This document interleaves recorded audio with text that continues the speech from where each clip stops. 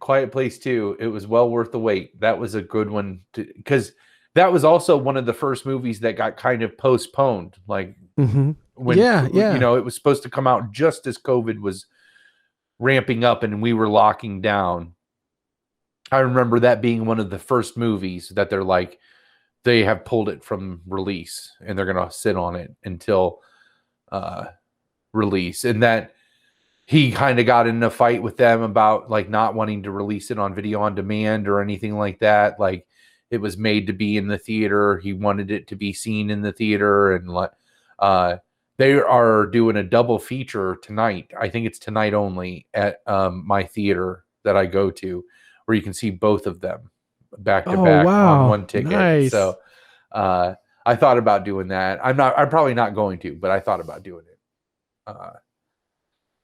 Yeah, I still stand by. The more I thought about it, like you didn't text very much, but I still stand by my original sentiment. I think it is just as good as the first one. It left me wanting more. So what better?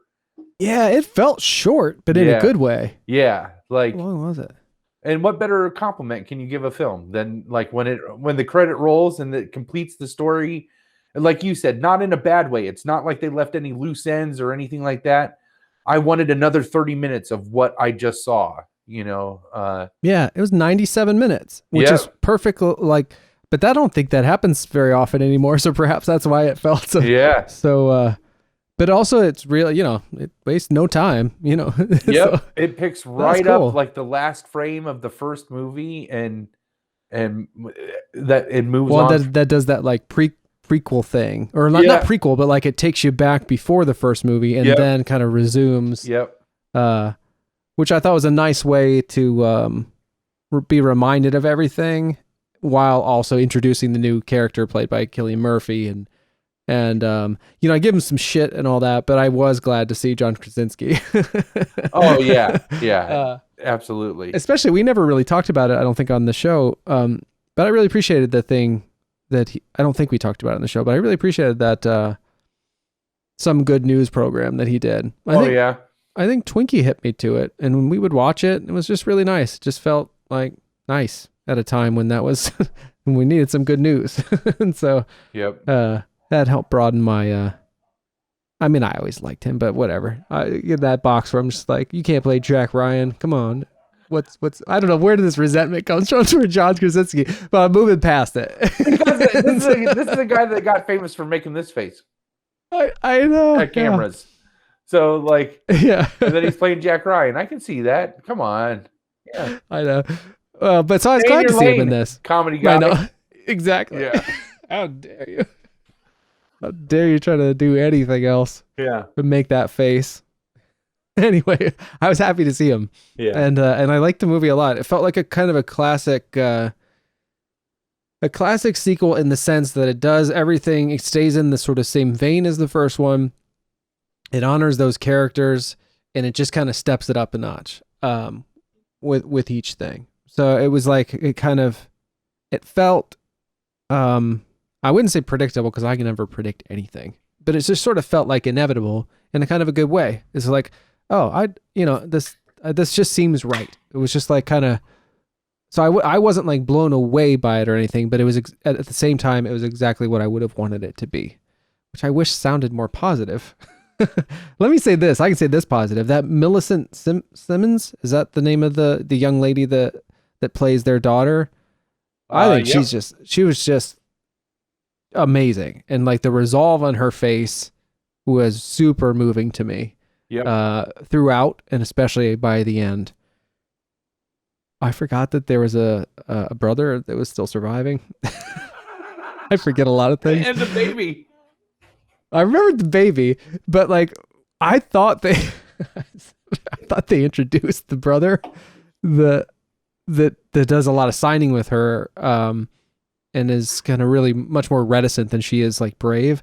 I didn't remember him at all. I thought they added that character. Oh, and then eventually I was like, oh yeah, him and his dad, they went to the waterfall and would yell, and she felt left out. But for some reason I didn't remember him at all. But anyway, it was great to see like how they sort of assumed the role of their parents or grew into that Yep.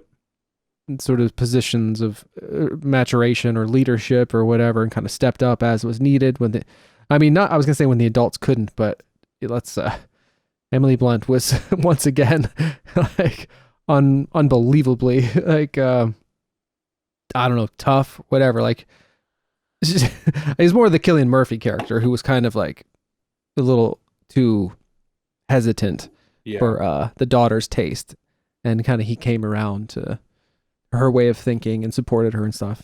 So yeah, I did. I really liked it. I was really glad to see it, and I thought it was a worthy successor. I think that it, like that prequel part in the beginning really helped. It puts a lot of the first one in context where it shows how long they had literally been fighting for their lives and how brutal it was all the way from the very beginning. The one, although the one that does tie to the one loophole thing that I could not understand if it happened that fast, because in the first movie, this is nitpicking. In the first movie, there are newspapers that say it's sound, like that's like really big letters where they figured out like you have to be quiet. And then this one establishes that literally they're fighting for survival the minute they see the meteors in the sky. And how would there have been time to have printed those newspapers safely and get them into that area? Yeah. I was also a little confused at how quickly they figured out it was sound. Like, they didn't do a very good job of like showing that. Like his instinct, I'm assuming his fatherly instinct led to that. I don't make me turn on him again. I'm like, come on, Jeb, this bullshit. Not to be a Dwight, Jim. I'm being a total Dwight. Yeah, I fucking love Dwight though. Oh, amen. Do you know he tried to do a spinoff, like a Dwight's Family spinoff from the Office? with the farm? I think they probably developed that. You could really like in the episode where that happens, you could totally see that they were trying to set that up. Yep. Yeah. I love that shit. I'm so glad to be able to talk about that with you. I remember for a long time it was just too much awkward. So that was one of the few good things to come out of the pandemic, is you're having seen The Office. I always like to think that we inadvertently named our cat after one of the best Office characters ever, Mose. You know? Oh my god, when they're driving up to the farm and Mose just running alongside him, or anytime Mose would just run away. Yeah, I find grown people running away to be one of the funniest things that can happen. And he's parking cars at the wedding and ramping them, and like, it's just awesome shit. Like, and that guy, what's his name, Michael Schur? He was involved in The Office and creatively, but also like developed A Good Place and something else I'm into recently. Mose is quite the guy. Michael Schur. There it is, American television producer. Rutherford Falls. Yeah, so that's a show on Peacock that he did. That's like actually, so it's about, and it has Ed Helms in it. And the little byline is two lifelong best friends, Nathan Rutherford and Regan Wells, find themselves at a crossroads quite literally when their sleepy town gets an unexpected wake-up call. And I gobbled that up. That was really excellent. It's like, it was maybe the only show to actually be, so it's like about American Indians, and actually this features American Indians in the cast and treats it very kind of contemporarily, but also respectfully and funny and all that. And yeah, he made that happen too. Parks and Rec, Brooklyn Nine. I never actually watched that, but yeah, Moses where it's at, and he's your cat. And he's named after my cat. That's the guy. Exactly. Yeah, same guy. Yeah. Oh shit. Michael Schur. I think I'm saying that right. Yeah. Holy shit, it is him. Yeah. Yeah. That guy's like gold. He is. Everything he touches. Jesus. Yeah. And his comedic instincts as an actor, of course, are well, they're narrow, but unparalleled. Like, I have a, so you love to see like adults running away. Yeah. I love to see one adult taking care of another adult, and they're like most like, so one of my favorite things from the Trump era was on Saturday Night Live when the two, I don't know the guys' names, and I'm not even going to try to think that I pretend like I might know them. I don't. But the two guys that played the Trump sons. So, I know who you're talking about. Not that I know Trump their names Jr. either. And then Eric Trump, and like Mikey Day and the other white guy. Yeah, but the guy that would play Eric Trump played him as very cognitively challenged. Alex Moffat, that's it. Yeah. Holy I used to always shit, watch Saturday Night Live. Yeah. He was cognitively challenged, and his like, yeah. No matter how much of a slime bag the guy playing Trump Jr. was trying to be, he always had nothing but bottomless patience for Eric. And he would like cut his like slime ball stuff and be like, "No, buddy, we practice this. Come on!" Like, and just the idea that he cares about his brother so much that he like practices social context. Like, cut his food for him sometimes. Like, he would do all kinds of stuff. All kinds like.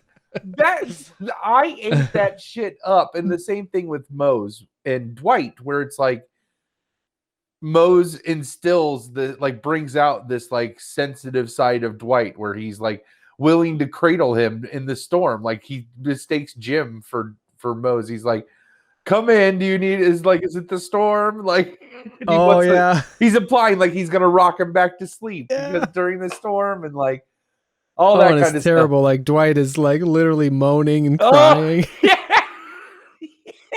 But then of course, like Jim and Pam, like while they mock him, they go back and they give him all the nice reviews and I can't talk about the Jim, Dwight, Pam thing. And to some extent, the Dwight Pam thing is just too much for me. Yeah, it's too nice. Yeah, while also being like it is saccharine in a way. But you have to make those comparisons. Like you have to infer that. Right. So they're able to be even more sappy, I think, because they don't say it.